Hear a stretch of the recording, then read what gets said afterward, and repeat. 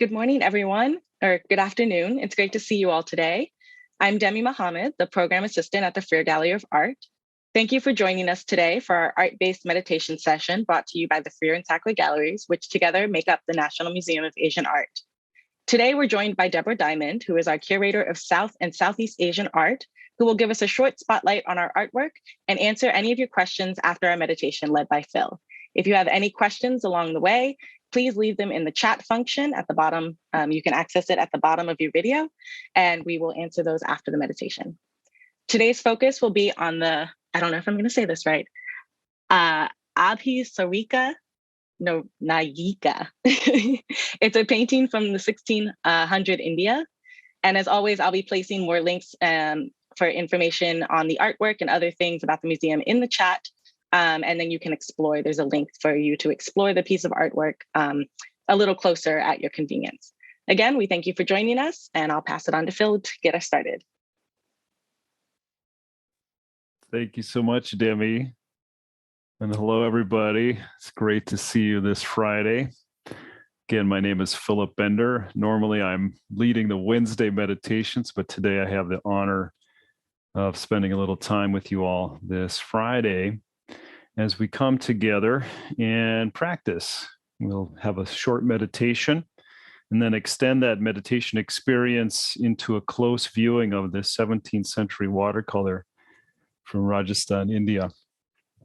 In the meditation, we'll have a little bit of movement, employ the breath, and maybe even do a little humming.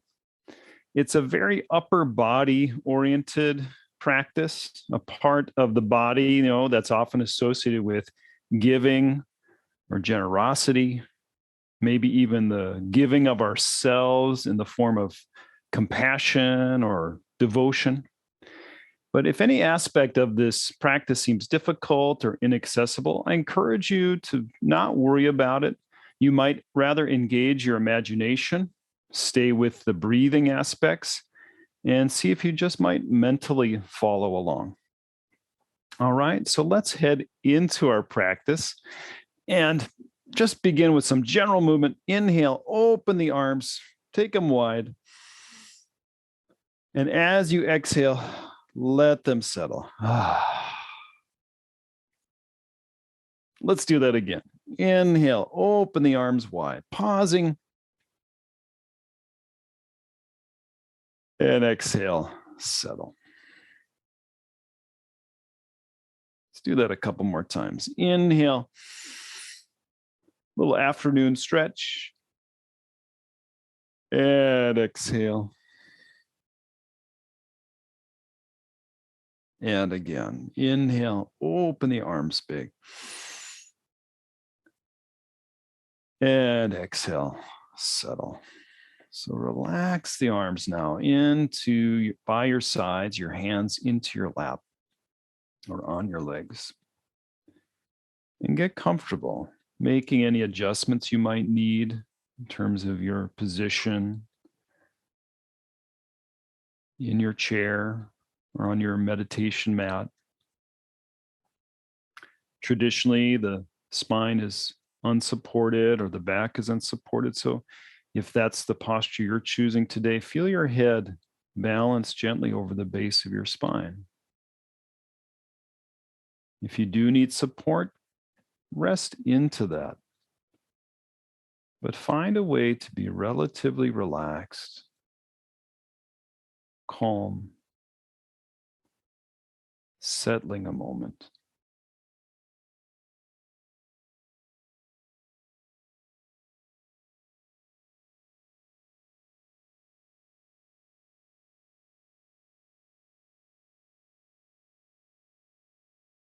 Now let's bring one hand to the chest, just resting it there comfortably. And with me, let's hum. So take a medium to full inhalation.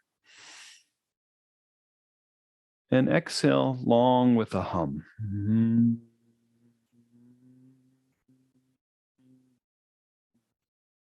And you notice I'm changing the pitch in the middle.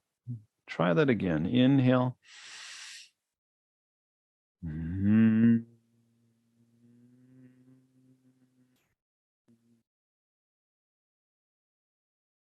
Keep this going.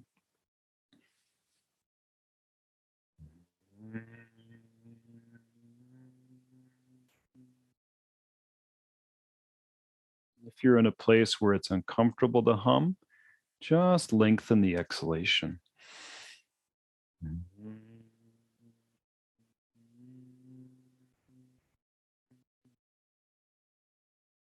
few more times here.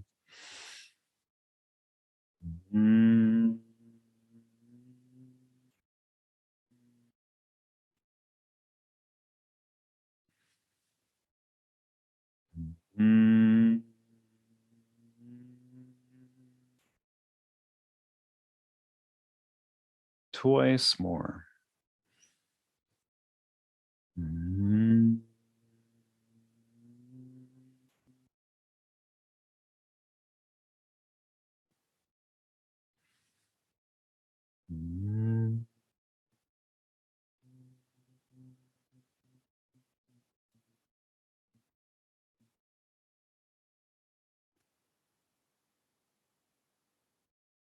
When you finish that last hum, rest your hand comfortably,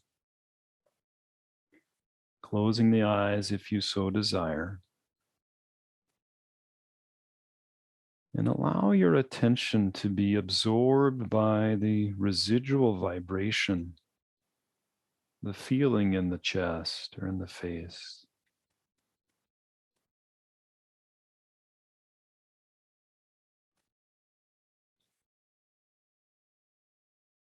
In this way, letting your attention disconnect from thinking and commentary and connect to sensation, feeling, and being.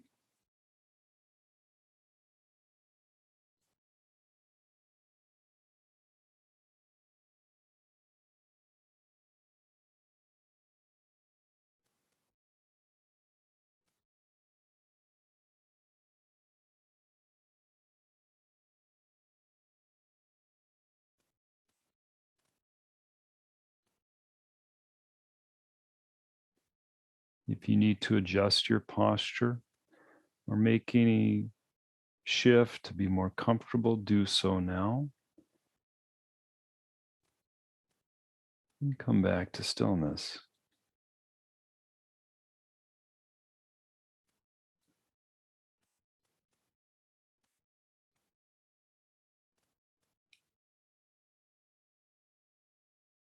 Let's bring forward another technique. You might open your eyes for this. Rest hands on the chest. Left hand, then the right.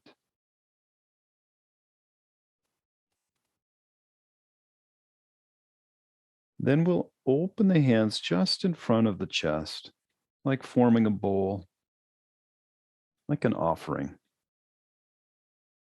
And pause there for a moment, looking into the hands.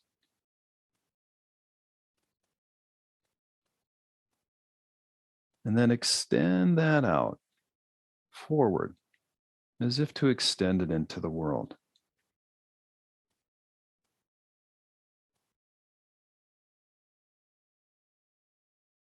Come back to the bowl-like shape with the hands in front of the heart.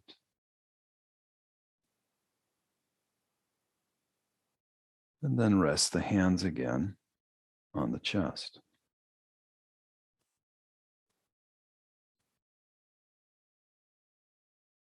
And we'll do this gesture with the breath. Inhaling, opening the hands in front of the heart.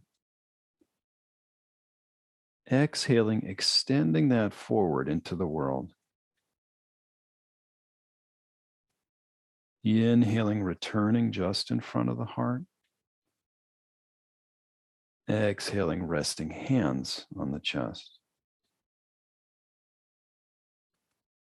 And again, inhale, just open the hands in front of the heart.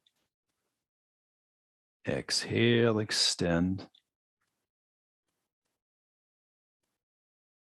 Inhale, return just in front of the heart. And exhale, resting hands on the chest. Now go at a pace that makes sense for you. Inhaling, hands open. Exhaling, extending out, perhaps to a beloved. Inhale, return the hands in front of the heart. Exhale, hands to chest. And again, inhale, hands open just in front. Exhale, extend out. Inhale, gather back to the heart. Exhale, rest the hands. Let's do this one more time. Inhale, open the hands in front of the heart. Exhale, extend. Inhale, return to the heart. And exhale, rest the hands on the chest. Now allow the eyes to close while you rest here.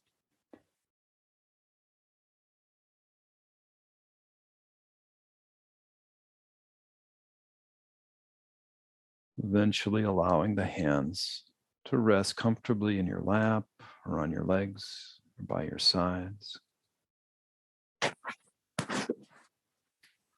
Eyes closed.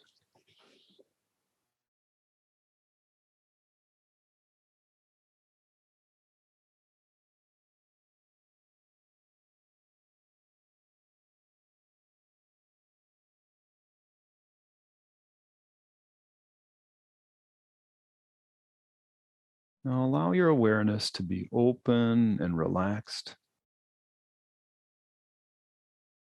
Nothing really to be thinking about, just present to your body in its natural responsiveness.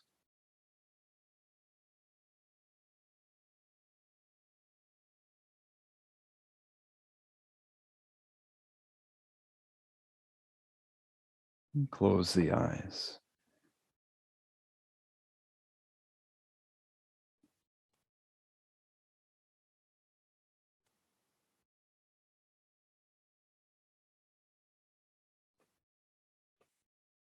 Now, very gently open the eyes, taking in for a moment the full work.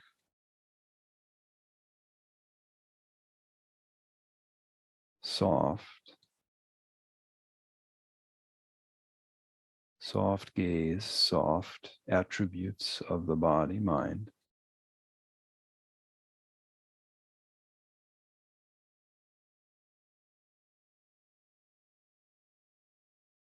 Let's take a closer look.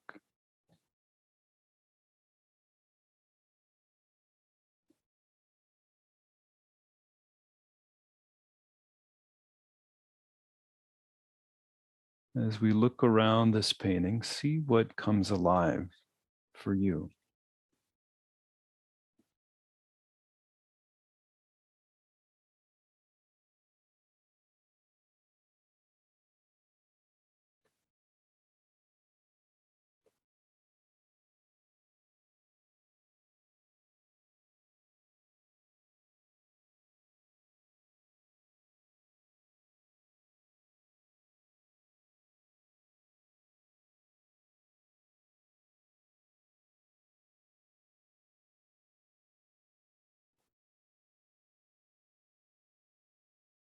And then we pause just a moment.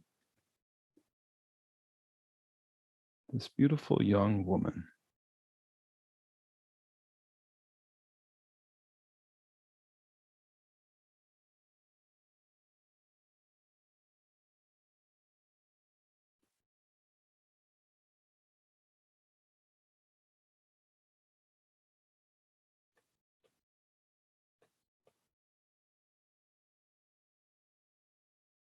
Notice her gaze. Let's follow it to see where she looks. What is she gazing upon?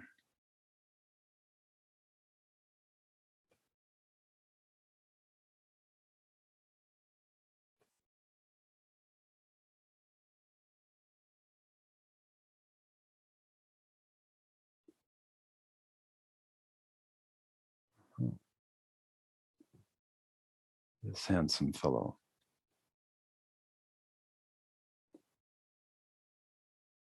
Why does she gaze so longingly at him?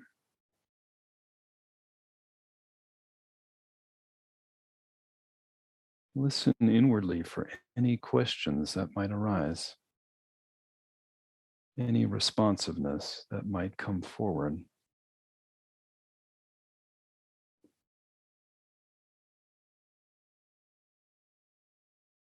Let's follow his gaze.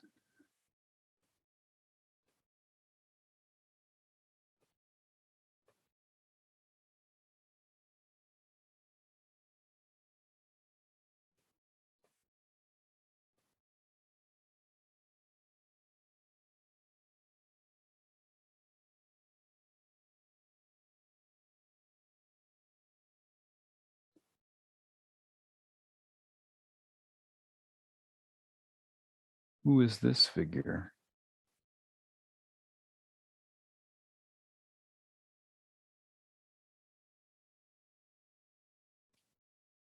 Let's return to the young woman.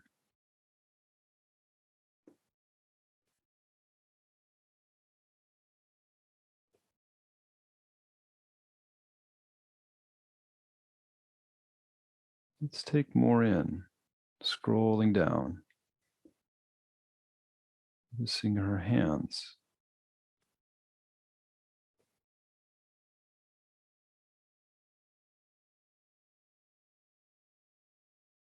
her garment,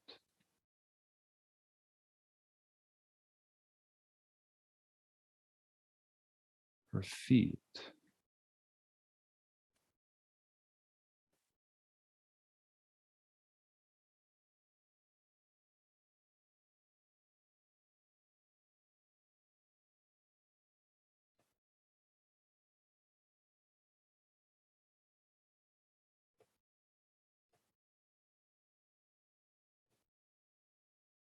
while she gazes so committedly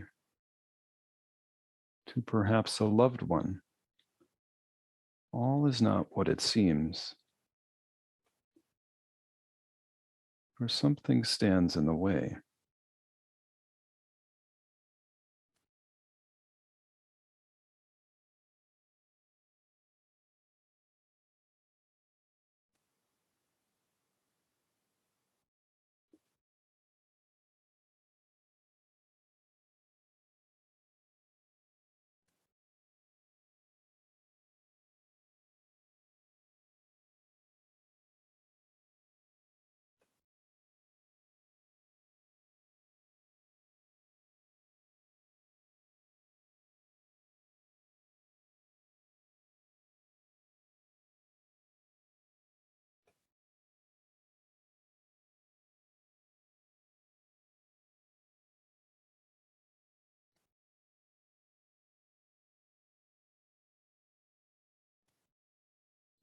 What is the drama unfolding here?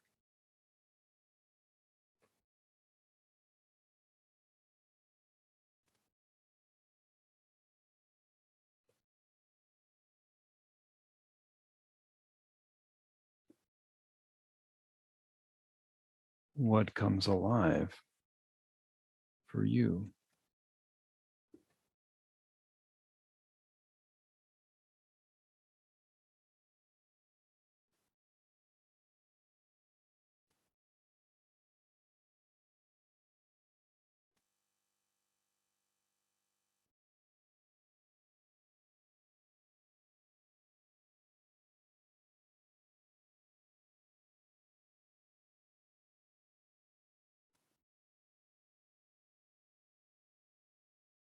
Now pause here, taking in the full image.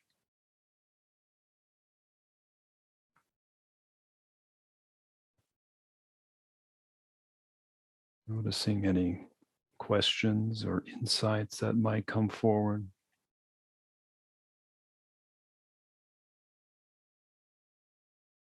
Being with the work for a little while longer, gently gazing,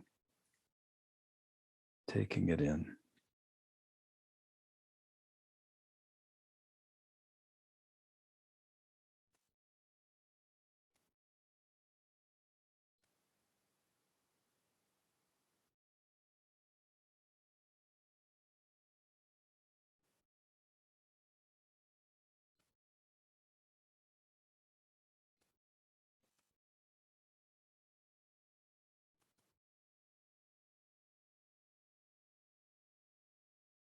Now I invite you to close your eyes and settle back into yourself, calming thoughts with sensation as you rest your attention inwardly.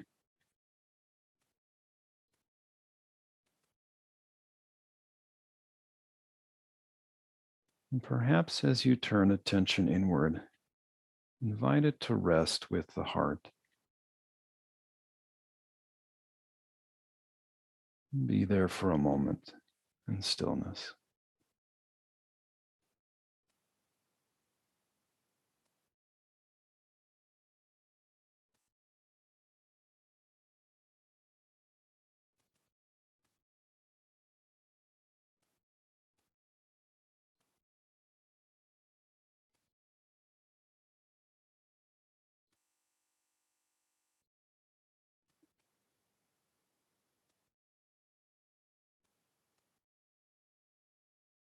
Now, to close our meditation, I invite you to place left hand on the heart, right hand on top,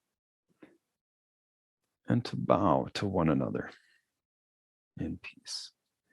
Peace, peace.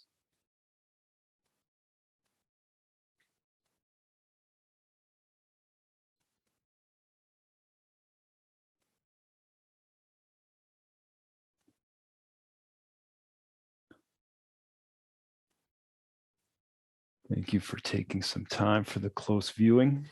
I will hand it off to Demi and then Deborah. I'll stick with you as I enjoy the talk. Thank you so much, Phil. It's a pleasure, as always, to practice with you. And I will remove your spotlight and bring Deborah into the mix. So she is our curator of South and Southeast Asian art at the Freer-Sackler Museums. And she will be giving us a little more information about the painting today. Thank you, Philip. Is that up so you all can see? Oh, thank you. Yes, it is. Thank you, Philip, for that Perfect. wonderful session, and Demi for the introduction. And now probably we'll get a tad more cerebral. So the painting we've been looking at is handheld size. So you should imagine yourself picking it up and bringing it as close to you as you like.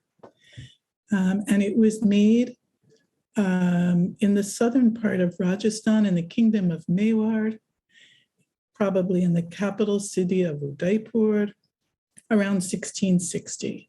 And it is a folio, unbound, as Indian manuscripts were in the Hindu courts, of a poetics treatise, an aesthetics treatise by the great Hindi poet Keshav Das.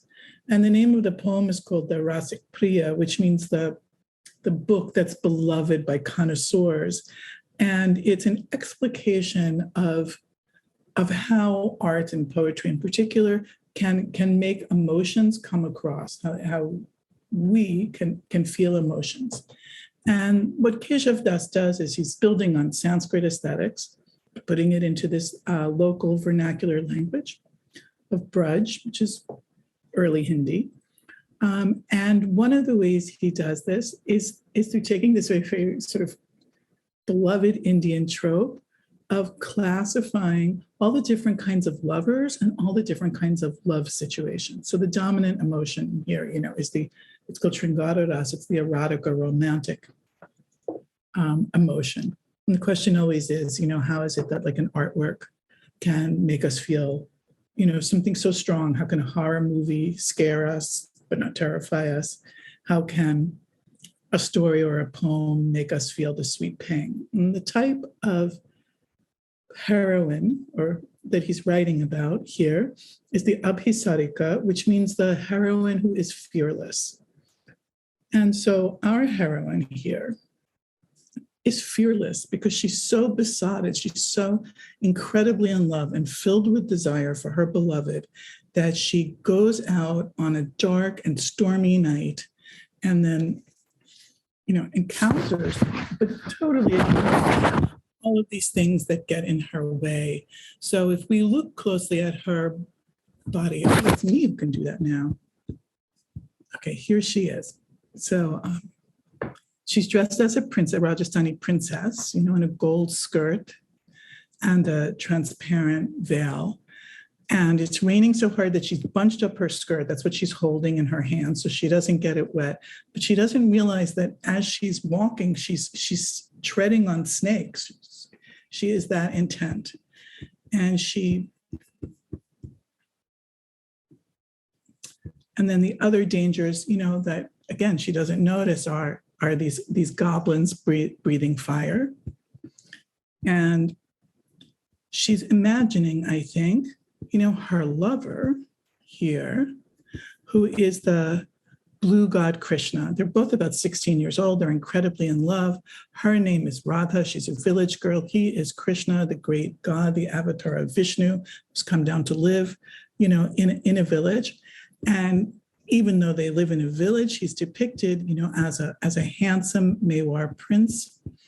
And he's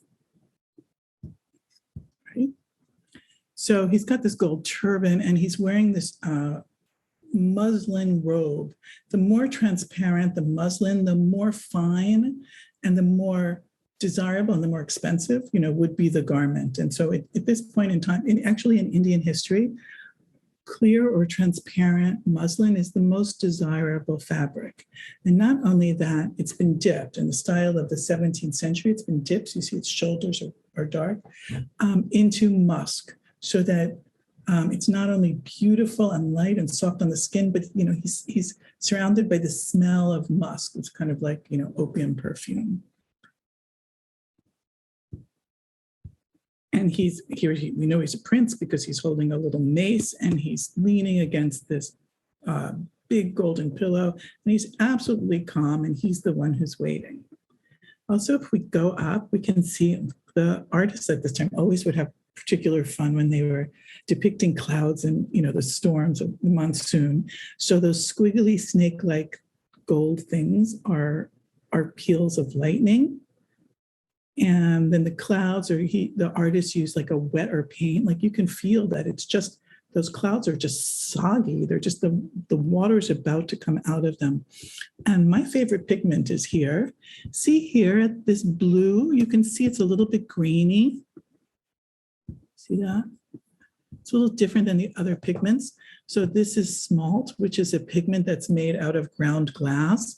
And it's often the color that's used to depict the skin of Krishna because it's just, so beautiful and it has an extra special glimmer. So Keshav Das is describing the Abhisarika and her fearlessness as she goes to meet her lover. And he says that one of the wives of the demons says to her, "How is it possible that you have this great focus? You have the focus of a yogi. Oh, fearless one, tell us how you get this kind of focus." And that's why the artist has included this little yogi up at the top in a cave. And he's depicting a particular type of yogi who's a Nath, N-A-T-H yogi. That's the Sampradaya or sectarian tradition most associated with developing Hatha yoga in India over centuries. Sort of these distinctive earrings and a little horn around his neck that identify him as a Nath yogi. But he's here in this painting because at that time in Mewar, that would be, kind of like the quintessential sort of yogi. So the painting is about love and romance, but it's also about like incredible like focus and attention at the same time. And we know it was made for the court in part because it's in a very focused kind of regional style, which is the style of Udaipur in the 17th century. But it's totally imbued with gold. So I just point out that even the rocks, have a gold wash on them. Maybe we can see if we go a little closer. So you can see that. And then we have this different kind of gold on their jewelry, of course, or his turban. So when you would pick up this painting and bring it to you, the surface would also flicker. There's a movement here that's slightly different than the movement I'm able to get on our screen.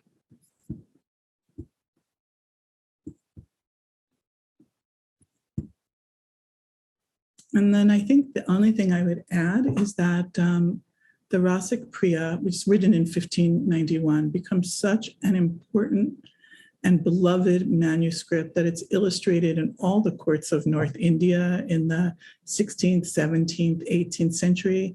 And if you look through our collection and other collections, you'll find many, many more paintings, not only from this manuscript, which is dispersed in India and all over the world, but from other Rasik Priyas that were made in other courts. So they're often done in very, very different styles, but it's always this sort of fascination with how emotion is conveyed and also the love of Radha for the god Krishna. So I hope that's a good introduction, and I wonder if any of you have any questions. That was a great introduction. Thank you so much. It's very nice to hear about all the different ways that they've painted in different time periods, especially using different textures and materials like the glass and everything. I think that's very interesting. So thank you for sharing that. We had a few questions about romantic, if it's romantic love, devotional, can it be both? And I think that you touched on that, where her devotion is so much like a yogi's, but in maybe Indian, not. in several Hindu traditions, particularly ones connected with the god Krishna, love for God, direct love for God in these bhakti traditions is totally consistent with devotion. They are one and the same. You know, when we come to court poetry like the Rasik Priya or paintings like this one, court paintings like this, you know, like how earthly love and romantic love come together, like how they oscillate and work together. You know, it's what I think it probably varies by settings, but passion for Krishna it's prevalent in most of the Krishna traditions. Mm-hmm. And so I think sometimes you can imagine yourself often even men do this as well. In order to feel close to Krishna, you imagine yourself as Radha or one of the many cowherdess girls who loves him, and you imagine you use that kind of earthly love as sort of a vehicle or a way to get close to God. But you can also choose to have a maternal emotion to him, because he came and lived on earth when he was a young boy. So there's some choice going there as well. But the whole point is it has to be intense. Yeah. I think it was interesting too that you pointed out that he had an age. I don't know if I've heard of a lot of gods who have a mortal age, like 16 or something like that. Well, the ideal, like the romantic ideal, also the heroic ideal, and the gods are often described as 16 years old, like that's considered somehow the perfect age. But Vishnu manifests as the avatar Krishna. He's born as a baby. He lives in the region called Braj, actually where the language is named after this region called Braj, which is south of Delhi. He's a baby and he has a childhood. And all the stories of him being a baby and a childhood and then a teenager and the beloved of so many girls. I mean, he's a heartbreaker, really. He's like the heartthrob of Braj. These are all part of his story, as is the moment when he's a mature God and he reveals himself to be equivalent to all of the universe, which is completely terrifying moment. So he contains all of that. But this is his love moment. Good. There are a lot of questions in the chat specific about a little bit of explanation. So someone's asking about the strap around Krishna's knees and if there's a significance to his extended pinky finger or if it's just an aesthetic choice to help our view of the painting move somewhere else. Okay, so the band, he's wearing around his legs, we call Yogapatta, and we know it now from yoga class, which is and the sort of straps begin to be used in sort of hatha yoga practice, like maybe in the 18th century. But everybody used them for sitting, just for sitting for long amounts of time. It was a kind of a portable chair. Really, it was quite brilliant. And the question about the extended pinky is a good one, because I don't know the answer, so I love it. But it would be a gesture that was somehow associated with courtly refinement. Makes sense. I want to say it's related to how we drink tea. Yeah, exactly. Someone also asked if there is a reason Krishna's skin is blue. I see that he's portrayed like that a lot, but. Vishnu is blue. Oh, so, Vishnu, yes. Well, no, he's Krishna. So the god Vishnu is blue. So his avatars, Rama and Krishna, are also blue, and blue is beautiful. That's it. Blue is beautiful. Sometimes Krishna's color, shyam or dark one, is compared to the color of like dark monsoon clouds, but that's also considered like incredibly beautiful. Mm-hmm. India relies on the monsoon and the months, and for everything. That's how it gets most of its rain. So, and traditionally during the monsoon season, it was really hard to travel because all the roads were bogged down. So between the fact that it fructifies and it makes abundance and everything is, based on the monsoon, and the fact that your lover is stuck at home with you for that period, it's all that dark blue gray color is considered beautiful, auspicious, delightful. Nice. It's very nice. There's a few questions about specific symbolisms of the animals. So the little gold urchin in the cave above the woman, and also the significance of the white birds and the red banner. Okay, so he's a yogi. So a practitioner of yoga, a meditator, someone who has been attending Phil's classes. And then the little birds here, somebody asked about. Mm-hmm. Partly it's a genre detail, but when you see two birds together, it's also a symbol of love. Nice. And then the artist has added the lion. I think that's just like, to make more scariness.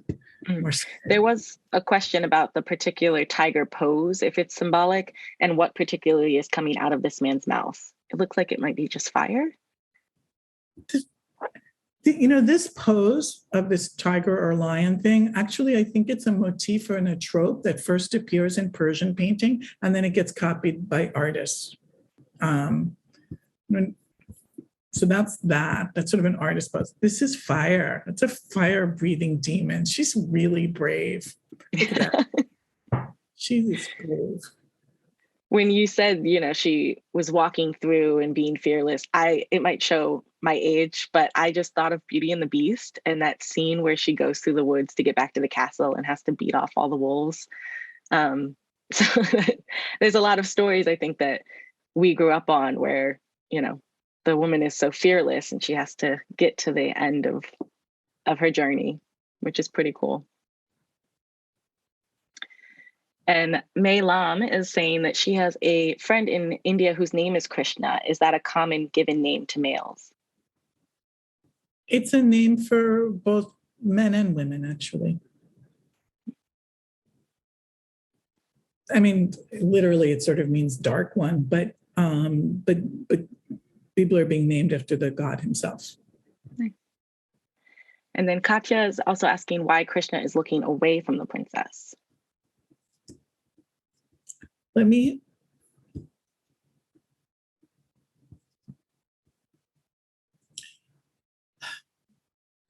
I don't know that he's looking away from her. He's looking straight across, which is kind of the convention in Mewar painting at this time. I'm not even sure that she's looking at him. I'm sure that she's thinking about him. And the artist has placed them at the two corners of this paintings, like as far apart as he could possibly get them, right, to make this journey seem long. But I wonder, because the tree and the fire is in the way, if that means she's not looking at him, but just thinking about him. That's a good interpretation. This is really nice. Oh, who is the person in the tablet in the orange turban? The person, that little tablet thing, is a cave. It's lavender, right? It's the lavender opening of a cave. And that man wearing the orange turban and the orange robe is a yogi from the Nath yogi tradition. And we know that because he has earrings and he's wearing a little horn, like a sound you would make, actually a sound you could make during meditation, wearing that around his neck. And he's there because the poet Keshav Das compared her intense focus to that of a yogi. All right. So I think that is all for today. Thank you all for joining us. I see that you're all in the chat and you are all very appreciative as always. It's very nice when you guys interact with us as well. Makes it worth it. All right. And Have a good so we week, will, everybody. Bye. yeah, and a happy early holiday to everyone. We hope that you guys have a great weekend. Enjoy the weather. I don't know, it's a little cold, it's a little warm, then it's a little cold. So hopefully everyone has a great night. And we thank you for coming.